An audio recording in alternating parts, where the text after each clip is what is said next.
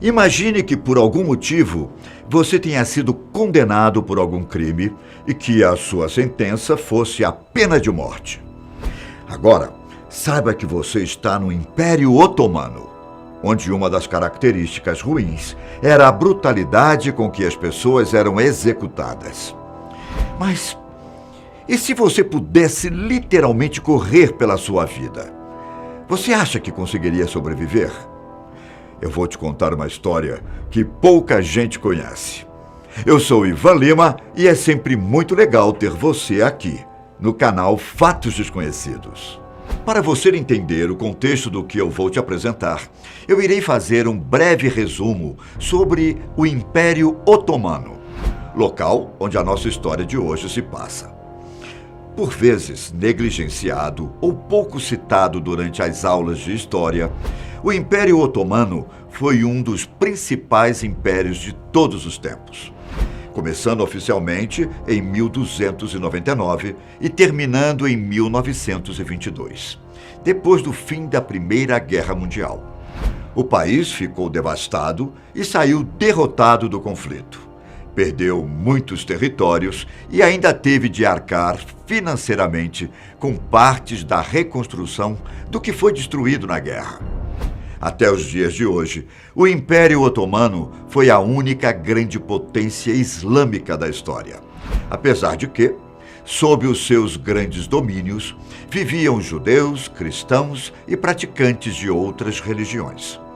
Seu nome se deriva do líder Otman I, conhecido também como Osman I, um dos principais nomes do Império.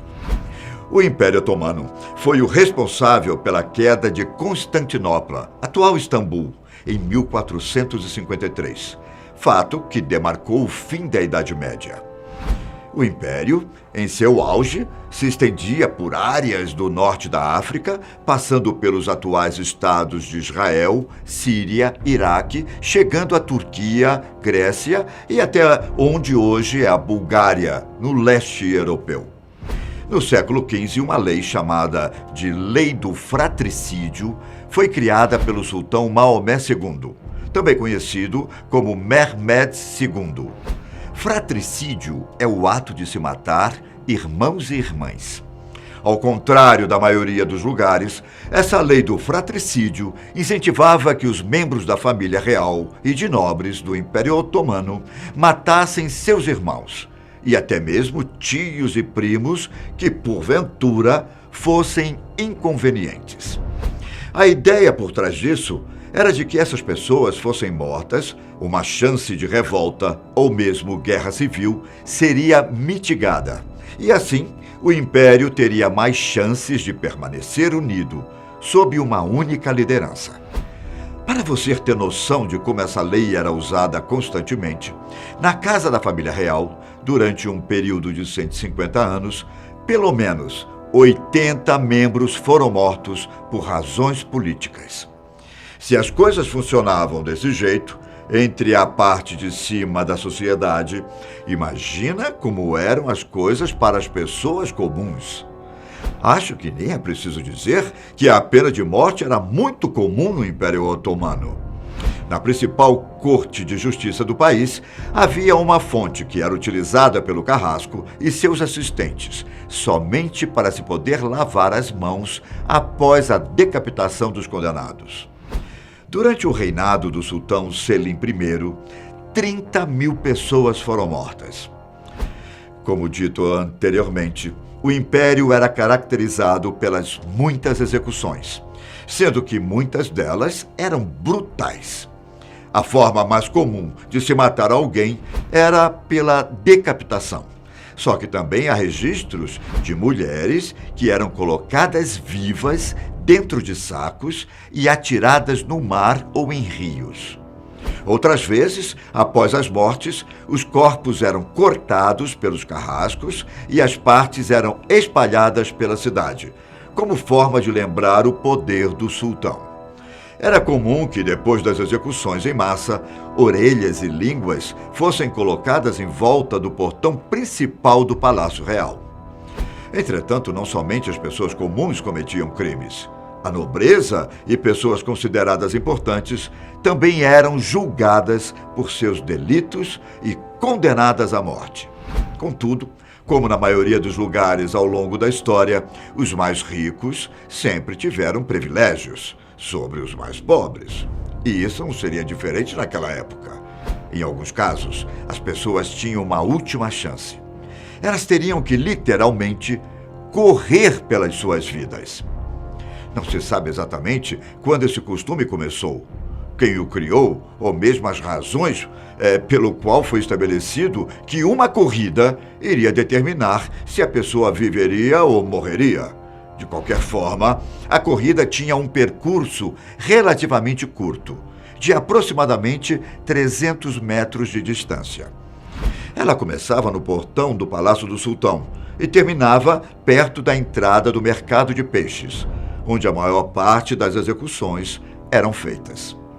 O objetivo do acusado era derrotar o Bostansi Basha, cuja tradução literal é chefe dos jardineiros. Mas por que a corrida era contra um jardineiro e não contra um soldado ou uma pessoa designada pelo sultão? Os executores não ficavam somente matando pessoas. Na maior parte do tempo, eles trabalhavam como jardineiros do Palácio do Sultão e em outros prédios públicos. Inclusive, os jardins eram um dos orgulhos dos sultões, sempre descritos como muito bem cuidados. Para uma pessoa ser um jardineiro e, ao mesmo tempo, executor, além de saber cuidar de plantas e de saber manejar armas, o indivíduo tinha que ter um excelente porte atlético. Ele deveria ser forte, mas, ao mesmo tempo, muito rápido. Aliás, a velocidade era um dos principais pré-requisitos. Então, consequentemente, o Bostansi Basha era simplesmente uma das pessoas mais rápidas de todo o Império Otomano. Ganhar dele não era uma tarefa fácil.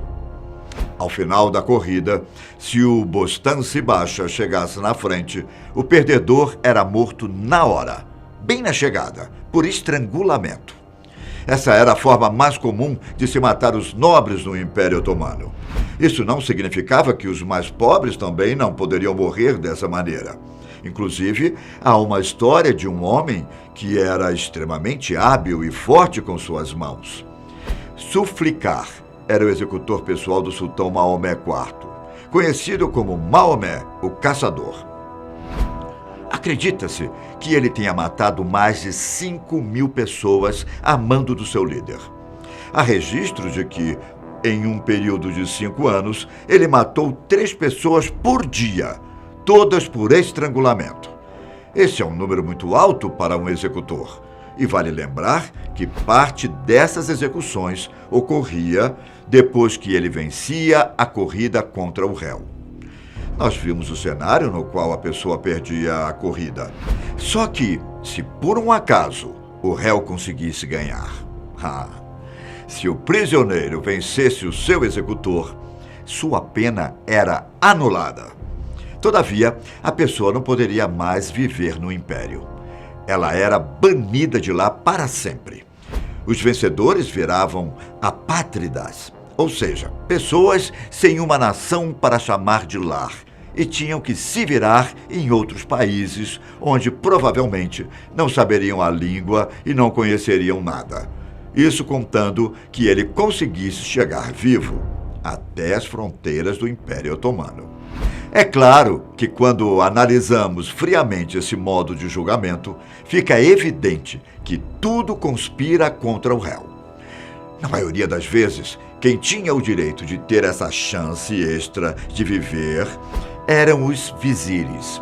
Um vizir era uma espécie de conselheiro, com algumas atribuições de ministro, naquela época. Geralmente, eles eram pessoas mais velhas, ou então fora de forma, e por isso eram facilmente derrotados pelo Bostansi Basha. Além de, na maioria das vezes, os seus adversários estarem fora de forma ou mesmo terem uma idade mais avançada, o executor tinha a vantagem de conhecer o caminho como poucos e, claro, sempre estar preparado. Portanto, poucas pessoas conseguiam derrotar o Bostansi Basha nas corridas.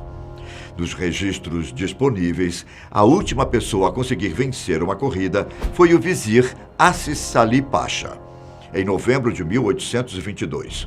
Ele surpreendeu todo mundo e, de forma quase que milagrosa, conseguiu chegar na frente do executor. Sua vitória foi tão impactante e, ao mesmo tempo, ele era uma pessoa tão querida e com grande estima, não só da nobreza como também do povo, que, ao contrário do que se fazia normalmente, Assis não foi banido do império. Por incrível que pareça, a vitória não só lhe rendeu a continuidade de sua vida, como também uma promoção. Ele foi indicado e posteriormente assumiu o governo da então província de Damasco, onde hoje é a Síria. No começo do século XIX, as corridas foram encerradas. Vários fatores fizeram com que a corrida pela vida fosse extinta. A história do Império Otomano é muito grande e complexa. Mas se fosse para resumir, a partir de um certo momento, o Império passou a ter muitas crises, o que foi levando ao seu declínio e a mudanças cada vez maiores. Quando o Império Otomano acabou, a Turquia foi, de certa forma, a nação sucessora.